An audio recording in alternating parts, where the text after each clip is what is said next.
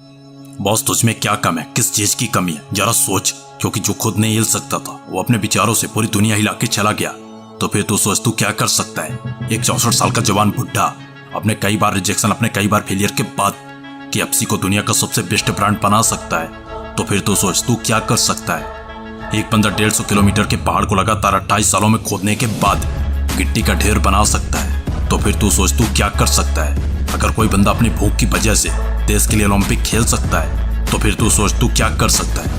एक middle class बंदा Google जैसी मल्टीनेशनल कंपनी को लीड कर सकता है, तो फिर तू सोच तू क्या कर सकता है। अगर एक बंदा बिना पैरों के पैदा होके अमेरिका के लिए रनिंग में गोल्ड मेडल जीत सकता है, तो फिर तू सोच तू इंडिया के लिए क्या कर सकता है। वो बात नहीं कि हर बंदा बॉर्न में टैलेंट होता है, क्योंकि टैलेंट तो हर बंदे में होता है। फर्क इस बात का पड़ता है कि किसी का छिप जाता है तो किसी का छप जाता है, क्योंकि जरूरी नहीं होता कि हर बंदा अपने टैलेंट के लिए काम करे। और जब कोई भी बंदा अपनी कहानी खुद नहीं लिखता तो साला कोई भी चूतिया उस बंदे की कहानी लिखने लगता है। बॉस खुद की कहानी खुद ही लिखो, क्योंकि टैलेंट होने से कुछ भी नहीं होता। सक्सेस को पाने के लिए आपको उसका यूज करना होगा, क्योंकि जिंदगी हर लूजर बंदे को लेजेंड्स बनने का मौका जरूर देती है। और कुछ ऐसी कहानी हमारे बचपन के फेवरेट एक्टर मिस्टर बीन यानी रॉबर्ट एटकिंसन की।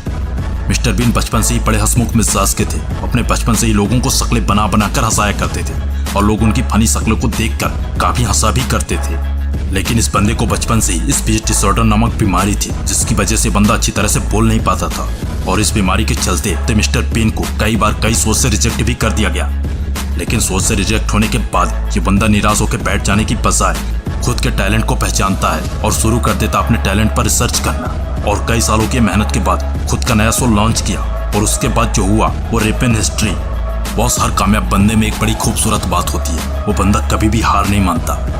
और इस बात के गवाह बहुत सारे मिल जाएंगे, क्योंकि चेहरे क्रीम पाउडर से नहीं बल्कि आपकी अपनी काबिलियत से चमकते हैं। और इसी काबिलियत से कामयाबी आती है, क्योंकि कामयाबी के लिए नसीब और लकीर मायने नहीं रखती। अगर कुछ मायने रखता है तो वह है आपकी काबिलियत। जो 7वीं क्लास तक पढ़े एक बंदे को 350 से अधिक फिल्मों में काम करने का मौका दिया और 13 बार फिल्म फेयर अवार्ड भी जीता, अगर बिना बहाना दिए बंदा कर सकता है। बॉस ये जो तुम्हारे बहाने हैं, पैसा नहीं है, सपोर्ट नहीं मिल रहा, घर वाले सपोर्ट नहीं कर रहे हैं, ये वो वगैरह वगैरह, ये सब सिर्फ तुम्हें रोकने के लिए बने हैं। और अगर आज तुम रुक गए ना तो फिर जिंदगी में तुम कभी भी दौड़ नहीं पाओगे, क्योंकि जिंदगी में बुरा वक्त हर बंदे की लाइफ में आता है। तो कोई टूट जाता है तो कोई तोड़ के बाहर आता है, और तोड़ के बाहर आने वाले को दुनिया लेजेंड्स कहती है और सलाम ठोकती है।